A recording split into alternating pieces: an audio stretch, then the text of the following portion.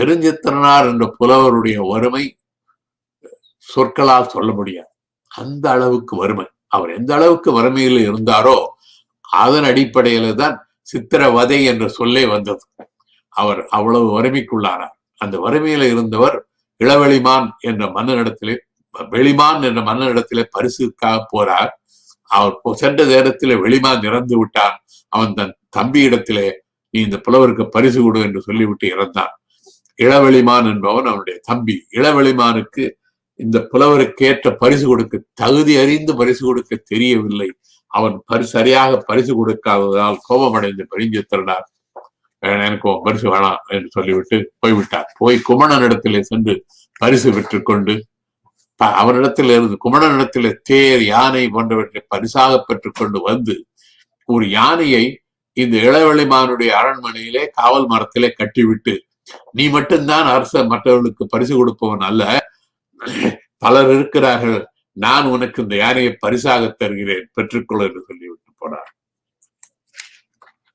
நம்மிடத்திலே ஈகை கொடை இருந்தது, அது போலவே இசையும் நாட்டியமும் இருந்தது. தமிழ் சமுதாயத்திலே பண்கள், அதாவது ராகங்கள், இப்ப இன்றைக்கு ராகங்கள் சொல்லுகிறோம், அந்த காலத்துல பண்கள், தமிழ் இசையிலே பண்கள் என்று சொல்லுவார்கள். பண்களோடு பாடக்கூடியவர் பாணர்கள்.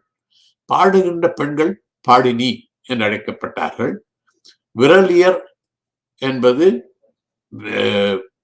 நாட்டியமாடுபவர்கள். கூத்தர் அல்லது பொருணர் என்பவர்கள் பாடலின் பொருளை தங்களுடைய உடல் அசைவுகளால் அசைத்து, உடலை அசைத்து அபிநயம் பிடித்து நாட்டியமாக ஆடி பாட்டினுடைய பொருளை வெளிப்படுத்துவார்கள். ஆகவே இப்படி பாணர்களும் பாடினிகளும் விரலியரும் இருந்தார்கள். இவர்கள் எல்லாருமே இசையோடு கூடியவர்கள் தான். பல இசை கருவிகளை பயன்படுத்தினார்கள். குறிப்பாக தோல் கருவிகளாகிய பறை, தப்பு, தவுல், முரசு, உடுக்கை, தன்னுமை, பதலை, ஆகுளி போன்ற தோல் கருவிகள் பயன்படுத்தப்பட்டன. நரம்பு கருவிகளாகிய பல விதமான யாழ்கள் பயன்படுத்தப்பட்டன. காற்று கருவியாகிய புல்லாங்குழலும் பயன்படுத்தப்பட்டது. நம்முடைய தமிழ் இசையை பிற்காலத்தில் மற்றவர்கள் கர்நாடக சங்கீதமாக மாற்றிவிட்டார்கள். அதுபோலவே நம்மிடத்திலே குரவை, குன்றக்குரவை, துணங்கை போன்ற பல கூத்து வகைகள் இருந்தன. சிலப்பதிகாரத்திலே மாதவியினுடைய அரங்கேற்றத்திலே மாதவி 11 விதமான நாட்டியங்களை ஆடியதாக இளங்கோவடிகள் கூறுகிறார். அந்த நாட்டியங்கள் எல்லாம், அந்த கூத்துக்கள் எல்லாம் பிற்காலத்திலே பரதநாட்டியமாக மற்றவர்கள் மாற்றிவிட்டார்கள். எப்படி பொங்கல் சங்கராந்தி ஆனதோ, எப்படி முருகர் சுப்பிரமணியர் ஆனாரோ, அதே போல நம்முடைய தமிழ் இசை கர்நாடக சங்கீதமாகியது நம்முடைய நாட்டியம் பரதநாட்டியமாக மாறப்பட்டது. தமிழர்கள் கப்பல் ஓட்டினார்கள். வாணிகம் நடைபெற்றது. காற்று செல்லும் திசையை அறிந்து கப்பல் ஓட்டும் திறமையுடையவர்களாக இருந்தார்கள். ஆயிரக்கணக்கான ஆண்டுகளுக்கு முன்னராகவே செய்தார்கள். மேற்கு கடற்கரையிலிருந்து ரோம், கிரீக் போன்ற நாடுகளுக்கு வாணிகம் செய்தார்கள். கீழக்கடற்கரையிலிருந்து சீனா மற்றும் சாவகம் போன்ற நாடுகளோடு வாணிகம் செய்தார்கள். மேற்கு கடற்கரையிலிருந்து ரோமானியர்கள் இங்கு வந்து நறுமண பொருளாகிய பொருள்களை, அகில் போன்ற பொருள்களையும், மிளகு, மென்மையான துணி இவற்றை எடுத்துக்கொண்டு அந்த நாட்டுக்கு சென்றார்கள். அதை வாங்கும் பொழுது அவர் தங்க நாணயத்தை இங்கு கொடுத்து விட்டு சென்றார்கள். இந்த தங்க நாணயங்கள் இன்றும் தமிழ்நாட்டிலே பல இடங்களிலே அகழ்வாராய்ச்சியிலே கண்டுபிடிக்கப்பட்டிருக்கின்றன.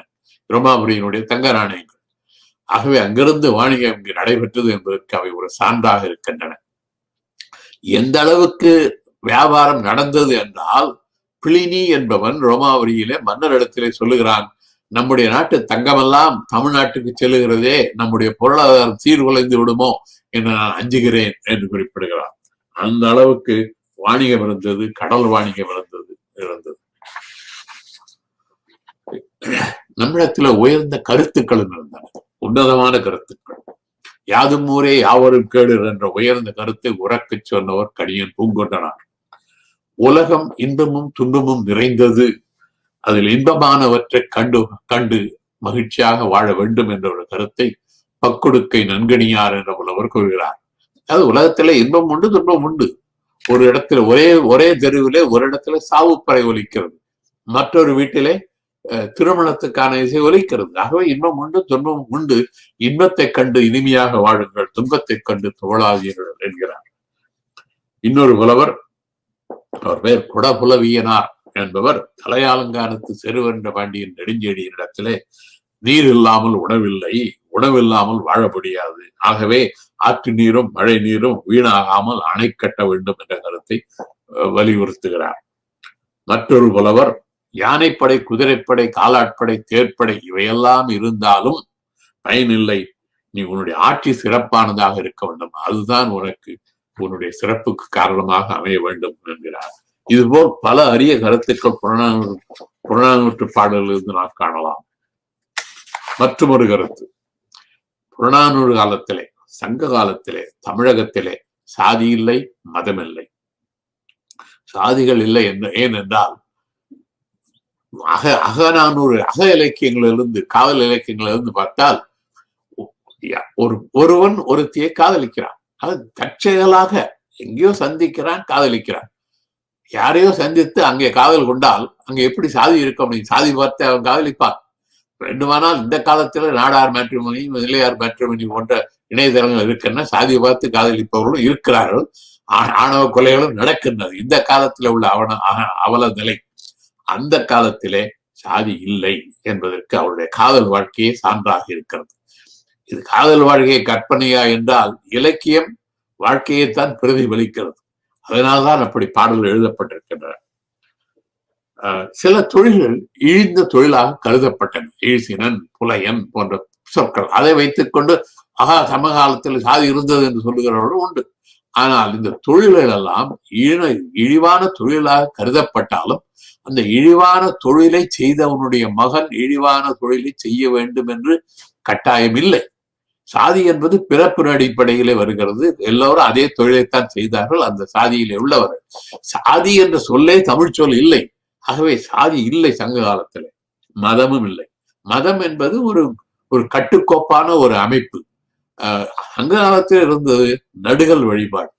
ஆனால் அவர்களுக்கு முருகன் வழிபாடு இருந்தது. முருகன் வழிபாடு அன்றாடம் நாள்தோறும் முருகனை வழிபட்டதாக பாடல்ல இல்லை. ஒரு குறிப்பிட்ட காரணத்துக்காக ஒரு பெண் உடல் நலிவுற்றால் அவள் ஏன் அப்படி சோர்ந்து காணப்படுகிறாள் என்றால் முருகனை வழிபடுகின்ற பூசாரியை அழைத்து வெறியாட்டம் நடத்துவார்கள். அதை தவிர இன்று வழக்கில் உள்ளதை போல கடவுளிடத்துல சென்று எனக்கு அது வேண்டும், எனக்கு இது வேண்டும் என்று வேண்டி கடவுளுக்கு பரிசு கொடுப்பதை போல கொடுத்து வரம் கேட்பவர்களோ அது கடவுளத்திலிருந்து சில தேவைகளை வேண்டுபவர்களோ இல்லை. அது மதம் என்பது அன்றாட வாழ்க்கையிலே பெருமளவிலே இல்லை. சில கடவுளை பற்றிய செய்திகள் இருக்கின்றன. குறிப்பாக முருகன், சிவன், திருமால், பலராமன் போன்ற கடவுளை பற்றிய குறிப்புகள் காணப்படுகின்றன. மகாபாரதம், ராமாயணம் போன்ற இதிகாசங்களை பற்றிய கருத்துக்களும் காணப்படுகின்றன. ஆனால் இவை வழக்கிலே அல்லது வாழ்க்கையிலே பெருமளவிலே மக்கள் ஈடுபட்டதாக இல்லை. முடிவாக புறநானூறு கூறும் செய்திகள் மன்னர்கள் முறை செய்து நாட்டில் கல்வி அறிவு பரவலாக இருந்தது. மக்கள் வீரமும் தன்மானமும் உடையவர்களாக இருந்தார்கள். நாடு வளமாக இருந்தது. காற்றின் திசை அறிந்து கப்பல்களை ஓட்டுவதை தமிழர்கள் அறிந்திருந்தார்கள். வெளிநாடுகளுடன் வாணிகம் நடைபெற்றது. வறுமையில் வாடியவர்களுக்கு ஈகையும், அறிவிலும் ஆற்றலிலும் கலைகளிலும் சிறந்து விளங்கியவர்களுக்கு கொடையும் வழங்கப்பட்டது. வருணாசிரம கொள்கையை ஆரியர்கள் ஆதரித்து போற்றியும் வாழ்ந்தாலும் மக்களிடையே சாதி இல்லாத சமுதாயமாக தமிழகம் இருந்தது. சில கடவுள்களை பற்றியும் இதிகாசங்களை பற்றியும் மக்கள் அறிந்திருந்தாலும் மக்களின் அன்றாட வாழ்க்கை மதத்திற்கோ கடவுளுக்கோ முக்கியத்துவம் இருந்ததாக தெரியவில்லை. இதுதான் புறநானூறு ஒரு எளிய அறிமுகம் என்ற தலைப்பிலே நான் கூற விரும்புகின்ற கருத்துக்கள்.